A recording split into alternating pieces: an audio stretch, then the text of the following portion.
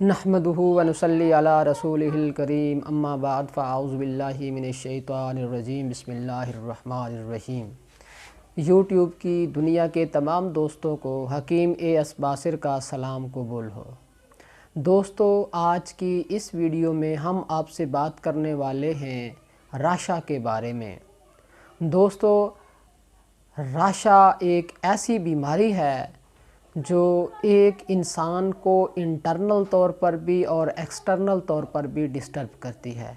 राशा के मुख्तलिफ़ नाम हैं, इसके नाम आज हम आपको बताएंगे इस वीडियो में। और इस बीमारी में होता क्या है, ये बीमारी क्यों होती है, यूनानी तिब इसके बारे में क्या कहती है, नज़रिया मुफरद आज़ा सिंपल ऑर्गनोपैथी इस बारे में क्या कहती है, तिब यूनानी इसका इलाज किस तर्ज पर करती है और सिंपल ऑर्गनोपैथी इसको किस तरीके से टैकल करती है। आज इस वीडियो में हम आपसे बात करने वाले हैं इन तमाम बातों के बारे में। तो दोस्तों, बात को आगे बढ़ाने से पहले मैं आपको याद दिलाता चलूं कि अगर अभी तक आपने मेरा चैनल सब्सक्राइब नहीं किया है तो इसको सब्सक्राइब कर लें और बेल आइकन को दबा लें ताकि आने वाली हर वीडियो आप तक बआसानी पहुंच सके। जी तो दोस्तों, बात को आगे बढ़ाते हुए हम सबसे पहले बात करते हैं कि ये बीमारी के दीगर मुख्तलिफ़ नाम क्या हैं। इसका मशहूर और मारूफ़ नाम राशा है, जबकि इसको दूसरे नामों में कपकपी, लर्ज़ा, कोरिया, तांडू और मॉडर्न मेडिकल साइंस में इसको के नाम से भी याद किया जाता है। जी तो दोस्तों, अब बात करते हैं कि ये बीमारी जो है ये किस तरह पहचानी जा सकती है, इसकी पहचान क्या है। दोस्तों, ये एक ऐसी बीमारी है जो एक आम बंदा भी देखकर पहचान सकता है कि नज़र आने वाले मरीज़ को, सामने बैठे हुए मरीज़ को तांडू है, लर्ज़ा है, कपकपी है, राशा है। क्योंकि इस बीमारी के अंदर बज़ाहिर देखने में जिस्म की तमाम आज़ा जो हैं या जिस्म का कोई ख़ास उज़्व जो है जिसके ऊपर इस बीमारी ने हमला किया हो, वो गैर इरादी तौर पर हरकत करने लगता है, गैर इरादी तौर पर हिलने लगता है, जैसे हाथ, पाँव, गर्दन, सर, जिस्म का कोई हिस्सा वगैरह वगैरह। तो अगर हम इंटरनल तौर पर इसको देखें, इसका तज्ज़िया करें, अंदरूनी तौर पर हम देखें कि कौन सी तब्दीलियाँ वाक़ई होती हैं, तो इस बीमारी के अंदर जो इंसान के इरादी उज़लात होते हैं उनके फ़ेल में फतूर पैदा हो जाता है, उनके काम में डिस्टरबेंस पैदा हो जाती है और वो जो इंसान अपने उन आज़ा को जो इरादे के तौर पर ख़ुद दानिस्ता तौर पर हरकत देता है, वो हरकत जो है दानिस्ता की बजाय गैर दानिस्ता, गैर इरादी होने लगती है। इसमें दोस्तों मज़ीद तफसील में जाएं तो कभी ऐसा होता है कि हाथ पाँव गैर इरादी तौर पर हिलने लगते हैं, चीज़ों को पकड़ने में दिक्कत पेश आती है, एक्टिविटीज़ करने में दिक्कत पेश आती है। अगर हम इसकी वजूहात के मुतालिक बात करें तो वजूहात इसकी तिब्ब यूनानी के मुताबिक बात करें तो अलहदा हैं, नज़रिया मुफरद अज़ा के मुताबिक बात करें तो अलहदा हैं, लेकिन दोनों में एक चीज़ कामन है। अलहदा क्या हैं, चीज़ें कामन क्या हैं, ये आज बात करते हैं। सबसे पहले देखें जी, तिब्ब यूनानी में तिब्ब यूनानी के जो माहिरीन हैं उन्होंने तो इसमें बहुत सारी बीमारियों को गिनवाया है कि ये उस बीमारी से होता है। इसमें तो उन्होंने आसाबी और दिमागी अमराज कोई छोड़े ही नहीं हैं। इसमें फिर पेट के कीड़ों का भी उन्होंने जिक्र किया है कि आसाबी अमराज की वजह से होता है, औरतों में जो है वो अमराज मखसूसा की वजह से होता है, मर्दों में कसरत मिलाप की वजह से होता है, बच्चों में पेट के कीड़ों की वजह से ये हो सकता है। तो उसमें बहुत सारे अमराज गिनवाए हैं जिनको दिल तस्लीम नहीं करता कि ये इन सब की वजह से हो सकता है। ये अलामात तो हो सकती हैं लेकिन सब अमराज की वजह से ऐसा मुमकिन नहीं है। हम ये देखना चाहते हैं कि जिस्म के अंदर कौन सी तब्दीली ऐसी पैदा होती है जिसकी वजह से ये राशा का मसला, कपकपी, तांडू, कोरिया का, लर्ज़ा का मसला दरपेश होता है। जी अब हम बात करते हैं सिंपल ऑर्गनोपैथी के बारे में।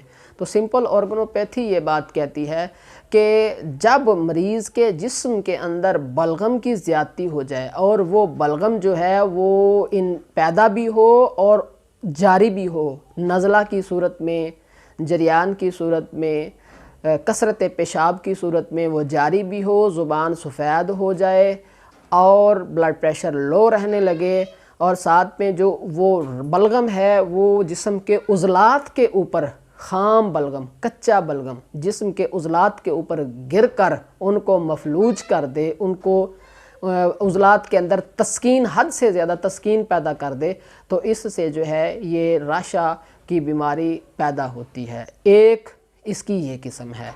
दूसरी ये है कि जब वही राशा, वही बलगम, कच्चा बलगम सोदा के साथ, ख़ाम सोदा के साथ, बिगड़े हुए सोदा के साथ मिलकर जिस्म के अंदर रिएक्ट करे, ये दोनों मिलकर जो है वो बलगम को, उज़लात के अंदर जो बलगम गिरा हुआ है उनको वहीं पर जमा दें, जामिद कर दें, जिससे उज़लात की इरादी हरकत जो हैं, इख्तियारी हरकत वो डिस्टर्ब हो जाएं, तो इससे ये राशा की बीमारी पैदा होती है। जी, इसमें दो तरीके हैं।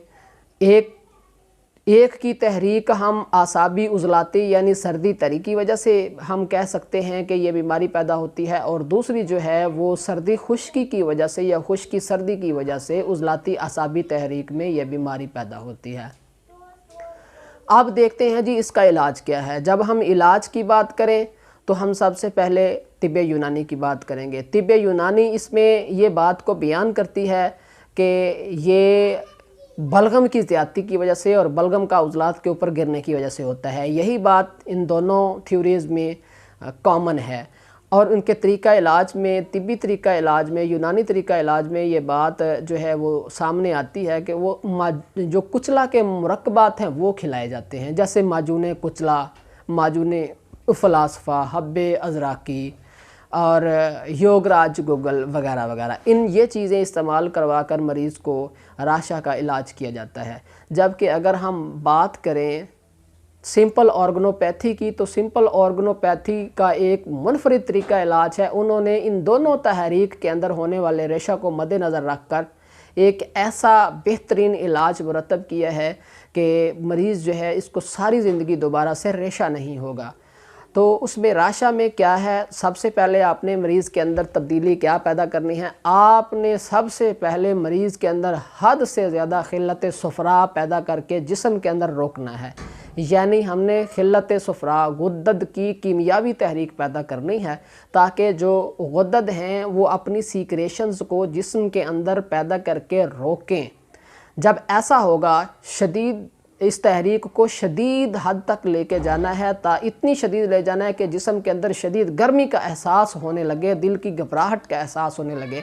जब ऐसा हो जाए तो तब जो है वो राशा जो है उसके बहुत हद तक जो असरात ख़त्म हो चुके होंगे। जब मुकम्मल तौर पर जो उज़लात के ऊपर गिरा हुआ बलगम, गिर कर जमा हुआ बलगम जो तहलील हो जाएगा, तो उस वक्त जो है हम फिर क्या करेंगे, सफ़रा की वजह से वो तहलील हो चुका होगा, तो फिर हम इसकी तहरीक को एक मरतबा फिर छेड़ेंगे और चेंज करेंगे, तब्दील करेंगे। इसको क्या करेंगे कि पहले हमने जिस्म के अंदर सफ़रा को पैदा करके रोका है, फिर हम उस सफ़रा को पैदा भी साथ साथ करेंगे और साथ साथ में ख़ारिज भी करेंगे। यानी गुद्दत की जो कीमियावी तहरीक है उसको मशीनी तहरीक में बदल देंगे। पहले गुद्दी उज़लाती यानी गरम खुश्क तहरीक थी, गर्मी और खुश्की हमने जिस्म में पैदा की थी, और अब हम गर्मी और तरी पैदा करेंगे, यानी जिस्म के अंदर सफ़रा पैदा भी होगा और ख़ारिज भी होगा। इससे क्या होगा कि जिस्म के अंदर जो फासिद मादे रह गए हैं वो सारे के सारे धुल कर निकल जाएंगे, और जिस्म को जितनी हीट और जितनी गर्मी, जितना सफ़रा दरकार होगा वो जिस्म के अंदर मौजूद रहेगा, और जितना इसकी ज़रूरत से ज़ायद होगा वह निकल कर ख़ारिज हो जाएगा। इसके लिए हमें क्या करना पड़ेगा, इसके लिए सबसे पहले अगर हमें जिस्म के अंदर सफ़रा को पैदा करके रोकना है तो उसके लिए हमें गुद्दी उज़लाती मुलय्यन ये नुस्खा इस्तेमाल करना पड़ेगा। ये नुस्खा गुद्दी उज़लाती मुलय्यन स्क्रीन के ऊपर आपके सामने भी मौजूद है, और इसके अज्जा भी आप देख लें जी। इसमें गंधक आमला सार है, अजवाइन देसी है, और पुदीना है, नमक खोरदनी है। ये चार चीज़ें आप बराबर वज़न में ही ले लें और उनको पीस कर सफ़ूफ बना के रख लें। आधा आधा चम्मच दिन में 3 मरतबा या 4 मरतबा भी आप इस्तेमाल कर सकते हैं, ये कराएं। और इससे जिस्म के अंदर सफ़रा हद से ज़्यादा पैदा हो जाएगा। जिस्म में हद से ज़्यादा सफ़रा पैदा होकर जिस्म को हीटअप कर देगा, गर्म कर देगा। इस जब ऐसा होगा तो तब जिस्म के अंदर मौजूद जितना बलगम है वो खाम बलगम खाम सफ़रा जो है वो सारे का सारा जिस्म से ख़त्म हो चुका होगा और राशा हाथों का कपकपाना उज़लात की गैर अरादी हरकत जो हैं वो ख़त्म हो चुकी होंगी। और तब आपको जो जिस्म के अंदर हद से ज़्यादा सफ़रा बढ़ जाने से जो तकालीफ़ महसूस हो रही होंगी उनका इलाज करने के लिए, उनको ख़त्म करने के लिए फिर हम गुद्दी असाबी तहरीक के लिए गुद्दी असाबी मुलय्यन इस्तेमाल करवाएंगे, जिसमें कि सोंड है, नुशादर है और साथ में काली मिर्च है और सना मक्की है। सोंड जो आप 40 ग्राम इस्तेमाल करेंगे, नुशादर आप 30 ग्राम इस्तेमाल करेंगे, काली मिर्च आप 10 ग्राम इस्तेमाल करेंगे। ये तीनों चीज़ों का वज़न 80 ग्राम हो जाएगा और 80 ग्राम ही आप जो है ये इसके साथ सना मक्की इस्तेमाल करेंगे। सना मक्की शामिल करते वक्त देख लें कि उसके अंदर उसकी डंडियां ना हों। डंडियां जो हैं वो पेट के अंदर वट और मरोड़ पैदा करती हैं, तकलीफ़ पैदा करती हैं, पेचिश पैदा करती हैं। तो ये इस तरीके से साफ़ करके सना मक्की के पत्ते जो है वो शामिल कर लें, सफ़ूफ़ बनाकर रख लें।